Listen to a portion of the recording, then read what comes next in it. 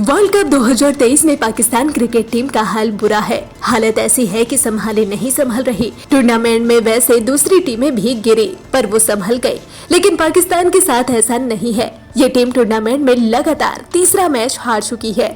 Batting, bowling, fielding कुछ भी click नहीं कर रहा। अब तो उसके सेमीफाइनल में पहुंचने के लाले पड़े हैं। हालत इतनी खराब है कि फैंस को बस किसी चमत्कार की उम्मीद है, लेकिन सवाल ये है कि चमत्कार होगा कैसे। क्रिकेट एक्सपर्ट्स की नजर में पाकिस्तानी टीम की खराब हालत के सबसे बड़े जिम्मेदार कप्तान बाबर आजम है। तो क्या बाबर आजम को हटाने से पाकिस्तान क्रिकेट टीम की किस्मत पलट जाएगी? वैसे बाबर आजम को कप्तानी से हटाने का विचार गलत भी नहीं है। आखिर जब कुछ सही नहीं चल रहा तो टीम की कमान किसी और को सौंपकर देख ही लेनी चाहिए। वसीम अकरम, आकिब जावेद, शोएब अख्तर, शोएब मलिक जैसे कई पूर्व पाकिस्तानी क्रिकेटर ने भी पाकिस्तान से मिली शर्मनाक हार के बाद इसी ओर इशारा किया है। इन सभी ने बाबर की कप्तानी को औसत दर्जे का आका है। किसी ने बाबर को साधारण कप्तान कहा तो कोई ऐसा जो अपनी गलतियों से सीख नहीं रहा। मतलब एक ही गलती बार बार किए जा रहे हैं और यही वजह है कि कप्तानी से बाबर को हटाए जाने की मांग जोर पकड़ने लगी है। बाबर को हटाते ही बदल जाएगी किस्मत। बाबर आजम को कप्तानी से हटाने पर पाकिस्तान क्रिकेट टीम की किस्मत कैसे पलट सकती है, अब जरा वो समझिए। दरअसल इस सवाल का जवाब अभी तक टीम को लेकर बाबर के फैसलों से जुड़े हैं।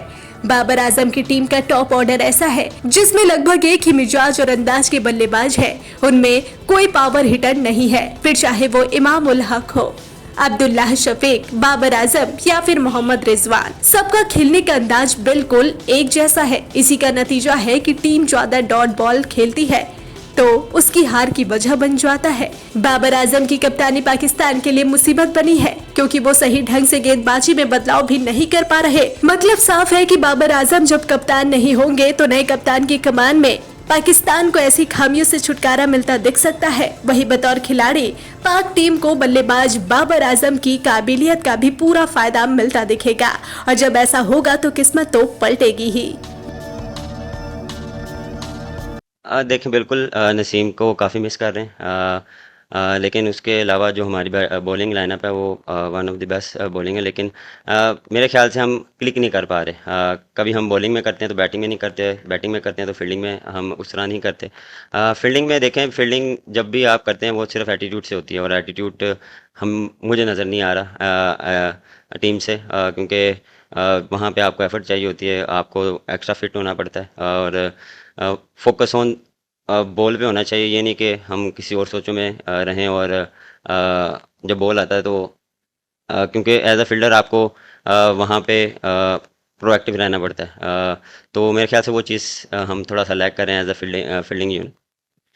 अस्सलाम वालेकुम। बाबर, आपने अभी एटीट्यूड की बात की और कि नहीं हो पा रहा, क्लिक नहीं हो पा रहा, तो क्लिक क्यों नहीं हो पा रहा, ये भी सवाल बनता है ना कि इवन बेंगलोर वाले मैच में भी इस तरह की जगह पे बॉल पड़ रही थी जहाँ से ओपनली बैट्समैन कट मार सकते हैं, ड्राइव मार सकते हैं ऑफ साइड पे। आज भी तकरीबन वही रिपीट हो रहा था और फिर बुरी फील्डिंग ने उसको और वर्स बना दिया। तो रीज़न क्लिक ना होने के पीछे मेंटली क्या है, एटीट्यूड क्यों नहीं है, इस बात का अगर आप जवाब दे सकते। नहीं, बॉलिंग में एटीट्यूड है, मैंने बात की है फील्डिंग में।